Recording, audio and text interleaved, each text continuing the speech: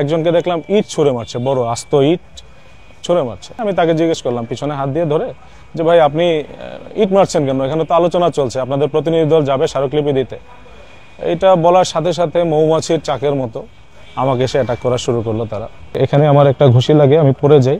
পড়ে যাওয়ার পরে আমার হাঁটু দুটো একদম চামড়া চলে গেছে। সাদা ড্রেস পরা মেয়েটার মাথার কাছে আমার হাত, যেটা নিয়ে সবাই ভাবছে আমি তার চুলের মুঠি ধরেছি কিনা।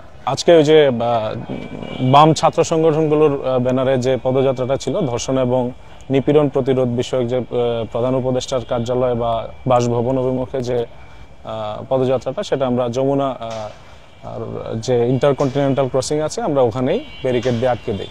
তো এখানে আমাদের ডিসি রমনা স্যার তাদের সাথে আলোচনা করছিলেন, আমরা তাদের স্মারকলিপি পৌঁছে দিব। কিন্তু এই আলোচনার মাঝখানে আমি দেখতে পেলাম একজন লাফ দিয়ে উঠে থুতু মারছে আমাদের পুলিশ সদস্যদের দিক থেকে। তো আমি যখন এই জিনিসটা দেখতে পাই, সে বুঝতে পেরে পিছনে চলে যাচ্ছে। তো আমি ভাবলাম এটা হয়তো আন্দোলনকে ভিন্ন খাতে প্রভাবিত করার জন্য কোনো আউটসাইডার আসছে কিনা, এটা চেক করার জন্য আমি যেহেতু সিভিলে ছিলাম আমি পিছনের দিকে যাই, আসলে সে কে এটা জাজ করার জন্য, চেক করার জন্য। তো গিয়ে দেখতেছি আমি সে শুধু না, আরও ৩-৪ জন লোক, কেউ লাঠি ছুঁড়ে মারছে, কেউ পুলিশ থেকে কেড়ে নেওয়া হেলমেট ছুঁড়ে মারছে, পুলিশের বুলেট প্রুফ জ্যাকেট ছুঁড়ে মারছে।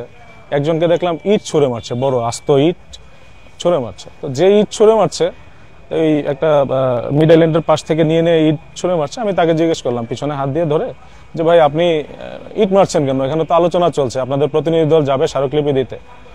এটা বলার সাথে সাথে মৌমাছির চাকের মতো আমাকে এসে অ্যাটাক করা শুরু করলো তারা।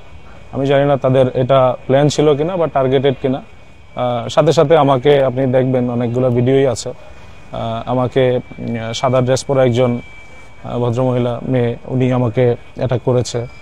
লম্বা চুলওয়ালা একটা ছেলে, সে আমার উপরে একদম সজোরে একটা ঘুষি মারে, এই কপালের এই জায়গাটা এখনো ফুলে আছে দেখেন। তখন আমি আমার আত্মরক্ষার্থে বা আমার যে ডিফেন্সিভ মেকানিজম আছে, আমি একজন ট্রেন্ড অফিসার, সো আমি আমার মতো করে আন্দোলনকারীদের বিরুদ্ধে ব্যবস্থা নিয়েছি।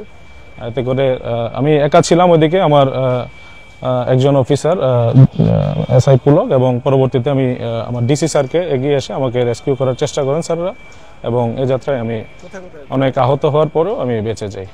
আমি আহত হয়েছি আমার হাতের এই জায়গাটায় দেখেন, এটা থেতলে গেছে। আমি একটা স্টেপ মিস করে ওদের ঘুষি খেয়ে, এখানে আমার একটা ঘুষি লাগে, আমি পড়ে যাই। পড়ে যাওয়ার পরে আমার হাঁটু দুটো একদম চামড়া চলে গেছে পুরোপুরি। ইনিশিয়ালি আমি ফার্স্ট এড নিয়েছি ওখানেই, নেওয়ার পরে এখন ব্যান্ডেজ করা অবস্থায় আছে। ওই যে সাদা ড্রেস পরা মেয়েটার মাথার কাছে আমার হাত, যেটা নিয়ে সবাই ভাবছে আমি তার চুলের মুঠি ধরেছি কিনা। এটা একটা স্টিল পিকচার ছিল, এখানে কিন্তু টোটাল পার্সপেক্টিভটা আপনি বুঝতে পারবেন না। আপনি যদি ভিডিওটা দেখেন, অনেকগুলো ভিডিও আছে, আমার হাতে এরকম মোট করা ছিল, আমি তাকে থামানোর চেষ্টা করছিলাম। আপনি ইভেন এটাও দেখবেন, যখন আমাকে 2-3 জন এসে প্রথমে অ্যাটাক করছিল, তার মধ্যে মেয়েটা ছিল, আমি কিন্তু মেয়েটার দিকে যাই নাই। মেয়েটা কয়েকবার এসে আমাকে আক্রমণ করেছে, পিছন থেকে মেরেছে। আমি ওই সময় ধস্তাধস্তির এক পর্যায়ে আমি ছেলে বা মেয়ে ওইভাবে জাজ করার মতো সুযোগ পাইনি, বাট আমি একটু শিওর ছিলাম আমি কোনো মেয়ের গায়ে হাত তুলব না, এবং আমি হাত তুলিনি।